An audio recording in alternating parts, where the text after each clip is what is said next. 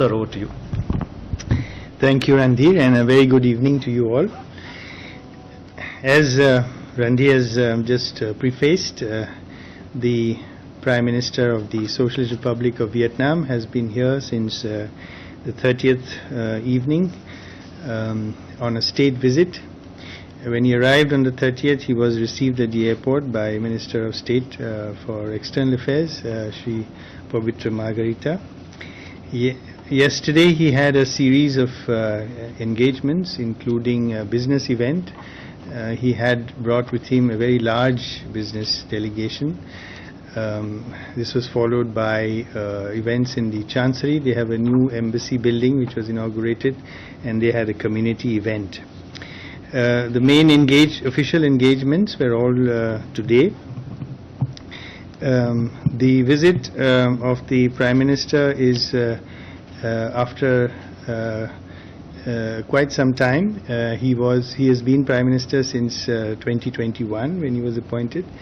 He has met our Prime Minister 3 times last year actually, but this is his first visit to India, and was a very important visit which comes after 8 years after our Prime Minister Modi paid a very historic visit to Vietnam when our bilateral relationship was elevated to the highest level of relationship that they have, which is a comprehensive strategic partnership. And over these 8 years, both sides have been working on the agenda of our bilateral partnership, and therefore this was an occasion to take stock of where we are and to plan the road for the future. So earlier today, Prime Minister Pham Minh Chinh was accorded a ceremonial welcome at Rashtrapati Bhavan forecourt by the Prime Minister. You have seen the visuals. It was a very solemn, grand, and yet a ceremony that was full of warmth. You saw the warmth between the 2 Prime Ministers in that event. This was followed in the official engagements by restricted level talks with our Prime Minister, followed by delegation level talks and a lunch, and the Prime Minister called on Rashtrapati Ji and also Uparashtrapati Ji. Honorable External Affairs Minister had met him yesterday evening. So it was a full day of engagements for the Prime Minister, and he also addressed a little while ago the ICWA had organized in Sapru House a strategic talk by him on strategic policy matters. As you know, Vietnam is one of our closest partners in the ASEAN region and a pillar of our Act East policy.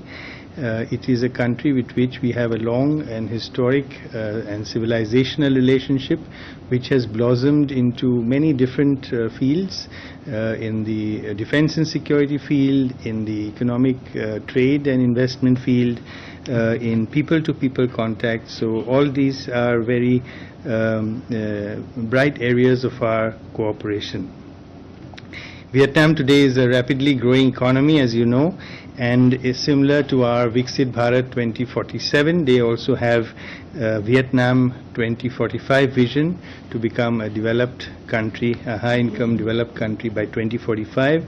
And this was a common refrain today in the discussions. The Vietnamese Prime Minister referred to it several times, that we have similar ambitions.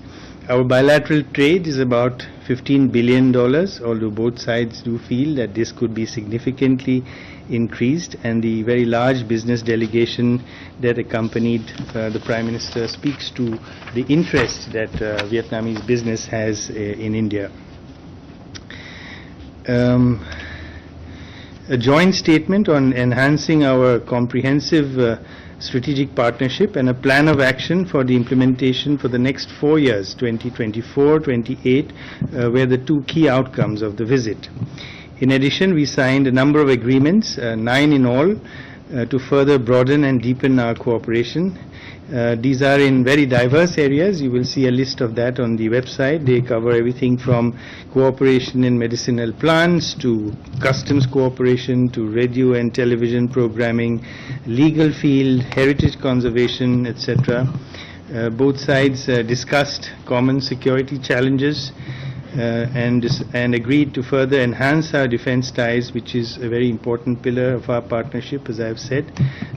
2 lines of credit agreements were signed between Vietnam's Ministry of Finance and the Import Bank of India, amounting to $300 million US dollars. This was part of the package that Prime Minister, during his visit to Vietnam, had announced some time ago, and the actual identification of the projects that these 2 lines of credit will be used for has now been completed. One of them is for Coast Guard ships, and the other is for border patrol, fast border patrol boats. Both the Prime Ministers witnessed the signing and exchange of the MOUs, and at that time they also virtually inaugurated the Army Software Park in the Telecommunications University in Nha Trang in Vietnam, which has been completed under an Indian grant.